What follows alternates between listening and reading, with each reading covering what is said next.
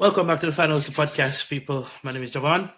This is another match review, and this is the first match review of the Champions League. Chelsea traveled to Bayern Munich and lost 3-1. Let's get into the review. People, before we get started, please remember to like, share, comment, subscribe. Hit the notification bell to get notified for when I upload a new video. Now, let's get right into it. This is one of those losses that leaves me befuddled because we played well, but because of three individual mistakes, we lost the game. Before we get started, as you already know, I like to show what starting 11 we start up with. So let's look at the starting 11 really quickly so that we can get our ducks to the review. So, start Enzo Maresca starting 11 looked like this. Pedro Neto off the left, Joe Pedro up top, Palmer off the right, Enzo Fernandez in the middle, partnered alongside Moises Caicedo, Reece James. In the back, we have Cucurella, Tosin, Chalaba Gusto, and Robert Sanchez. And much like I predicted it on the sideline view, UCL Knights, All You Can Eat Chelsea, and all these other plush ones that I'm featured on, this was the lineup that I expected because this was the lineup that faced PSG and the lineup that we used to bop PSG off the pitch. However, going into this game, I went into this game with a lot of chest. I'm not going to lie. I went into this game with a lot of chest and with a lot of confidence. Because rightly so, we're back in Champions League. When you look at both lineups comparing to one another, I did not fear Bayern Munich in the slightest. Now, on paper and on pitch is two different things. But on pitch, I genuinely believe we outplayed Bayern Munich at times. Even in the first, let's look at it in phases. The game starts, we go on a counter, ball gets cut back into Enzo Fernandez. If he shoots, that's 1-0, and the game changes. Because this was a 50-50 game with both teams playing proper football, especially in that first half. I really think if you look at the performance, if you look at it on performance, we were slightly the better team. However, the game is not won by performance. The game is won by scoring goals and clinical finishing.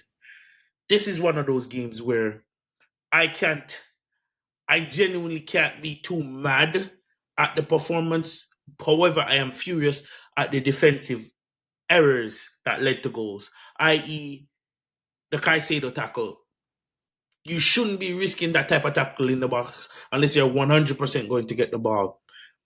The first goal we conceded where Olise's 1v1 up against Joao Pedro. The one time Olise got some change out of that left wing was when he was up against anybody else but Cucurella. Because Cucurella had him on somewhat under control during the game. He could not once could he go by Cucurella, right? So the one time someone else went out there to defend him, which came off a set piece, which I don't think should have been even a set piece, a foul. He puts the ball in and it's an own goal because it's just one of those balls you whip across the box and anyone gets a touch on it and it's a goal. The second goal, the tackle on Harry Kane, Caicedo didn't touch the ball. That's 100% a penalty. I'm not going to argue that. And then the third goal is a stupid error. Trevor Chalobah fizzes the ball into Malagusto. Heavy touch. The ball trickles back towards the defense. Lo and behold, Harry Kane is there to run onto it. And what's going to happen? Harry Kane is 1v1 with any goalkeeper. He's going to slot it home far post. Now, looking at this game, I think Maresca's lineup was pretty spot on. I don't have a problem with Reece James in midfield because I think one thing I do, if Lavia was there, Lavia would have played instead of Reece James. But hey, Lavia is not fit, so Reece James starts. I did not have a problem with the lineup because I think Palmer was great. Joao Pedro did his thing. And Pedro Neto is, based on everything that we saw against Brentford, Garnacho and Gittins couldn't have started this game. So Pedro Neto had to start off that left-hand side.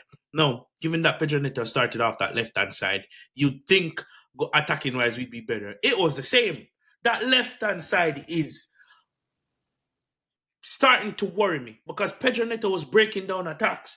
Pedro Neto, when in the final third, is not doing the business. He's not taking on his man at times, or even when he gets into the box, he seems a bit confused, right? He's not trying to take shots. there's a few times in the first half I'm saying to myself, Pedro Neto, you have the step on the guy, you have the pace on the guy, take a shot. No, that did not happen. Right? The build-up play from the back transitioning to Bayern to the space left in the midfield by Bayern, we exploited that to a T. And I think we transitioned well. The issue came in the final third. We were not clinical apart from Palmer. And shout out to Palmer, by the way. Palmer's goal.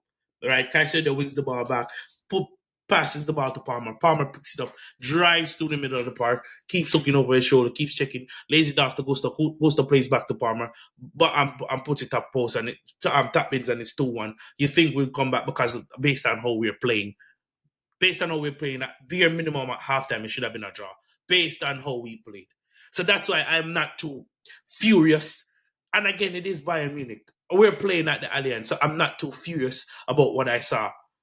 It's just the three individual mistakes, man. And so let's talk about some individual performance from the Chelsea side first. I think Kukurea had a good game up against Olise. Olise did create, but that's when he went inside or when he's not faced up against Kukurea.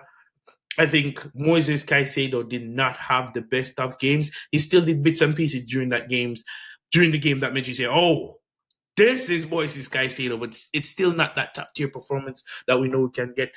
Let's talk about Enzo Fernandez. That man should have been hooked at the 50th minute mark. You can have a bad first half, but you shouldn't have been on the pitch as long as you were on the pitch. You should have brought in Andre Santos. Shout out to Andre Santos, came on and almost had an assist, by the way. That slip ball he played through to Cole Palmer. That Cole Palmer slots home. And Endo Fernandez, you in the first time you got lost in the game. We didn't see you much of all. And when you did get the ball, your passes just oversprayed, under hit. You didn't affect the game. You didn't make any of those late runs that we expected from you. The first one you made in that first 10 minutes, that should have been 1-0. Maybe if you score that, you're having a different game. But in my opinion, that was a horrible game from Enzo Fernandez. So he should have been hooked. Malagusta had a good game. Apart from the poor touch, he had a good game. And I think he was the outball for Robert Sanchez because Robert Sanchez kept finding him. And if we can somehow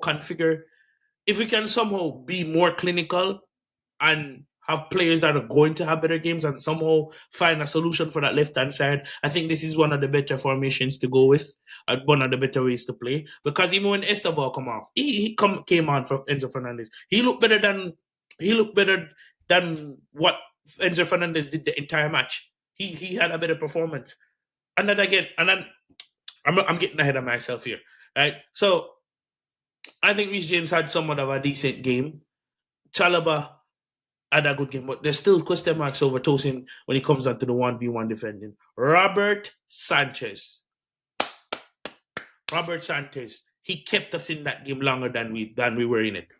He kept it in that game. He kept us in that game, which is why I'm kind of gutted for him because no, the rhetoric around it is when the team was defensively better, Robert Sanchez let us down. No, when he's better, when he's actually pulling up big save, when he's coming and collecting crosses, punching balls out the box, and he's actually looking like a top goalkeeper, the defensive individuals are letting him down. It's not even the defensive structure. The defensive individuals are letting him down. Tosin letting him down. Caicedo is letting him down with a rash tackle in the box. And definitely Gusto's letting him down because Gusto with that heavy touch. The ball bounces off him and trickles right back to Harry Kane. 1v1, you're taking Harry Kane over any goalkeeper in the world right now. Right? So there's a lot of things that went wrong defensively. Up top, Joe Pedro, I didn't think he got into a position to have a clear shot at goal, but he did well. The whole up play was well. Dropping deep, spinning in the bag, and having players run off him, did well. Garnacho came on. He didn't do much to impress me, in my opinion. Still was better than Gittins on the weekend. And like I said, the biggest culprit up front for me, offensive-wise, was Pedro Neto, and he came off. Now, let's talk about the subs from Enzo Maresca, right? I genuinely believe that Enzo Maresca should have made subs a lot earlier. Enzo should have came off a lot earlier. Andre Santos should have came on a lot sooner. or should have come on a lot sooner, he would have impacted the game, or you saw a bit more control in the middle part when he came on. But Esteval was the biggest omission for me. I think what I would have done, I would have taken off, I would have, I would have taken off Enzo Fernandez first, put on Andre Santos, put Palmer, put Palmer in the middle, and play Esteval out on the right, and taking off Reece James as well, or leave Reece James on, taking off Enzo Fernandez and put on Estevan and shift Palmer to the middle. But that's still debatable because Palmer is having a good game off the right. So it's whatever poison you want to pick on that day. I probably would lean to putting Palmer in the middle because there was Bayern Munich like so much space in the middle where Palmer could have exploited, and you could have seen Esteval take an advantage at that wing because on the wing was Stanic, and he got sub. We were playing well. So some of the balls over the top where Stanis tried to keep up with Malagusto. He pulled his hamstring. Jonathan Tah could not deal with our attackers. He got a yellow. He got hooked at halftime.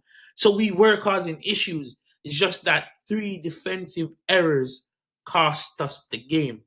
I'm gonna lie, this is very disappointing. But for some reason, I'm not mad. I'm not furious at it. It's not a realization. It's not, oh, do you realize your level is at? No, because we played ball. Football was played. We actually went toe to toe with them. Could have won. Again, three defensive errors. And given that I said three defensive errors, I'm starting to look to see if the sporting directors, if us as Chelsea let ourselves down and we left ourselves short. Because these defenders, you can't. If here's what I'm thinking, right? If the structure is not helping the defenders anymore, or the defensive structure can only bring the defenders to a certain level, and then you have to ask the defenders to be good individually or to be world class individually. We don't have world class defenders. So this is where we should have brought in another defender that's clearly better than the ones that we have, and then we could form some form of partnership, especially after Levi Colwill went down. But we look forward to Manchester United at the weekend. Again, this is a very disappointing loss. Not disappointed because the performance and seeing that it's three defensive errors that cost us the game. But we move. Please remember to like, share, comment, subscribe. And up the Chelsea. We're looking for United at the weekend. Boy, oh boy, if we lose to United, that's the time I'm going to be angry. But please remember to like, comment, share, subscribe, and hit the notification bell to get notified for when I upload a new video. I will see you guys on the United Chelsea podcast over on Sarcasm City TV. So check that out and see you guys at the weekend. Peace.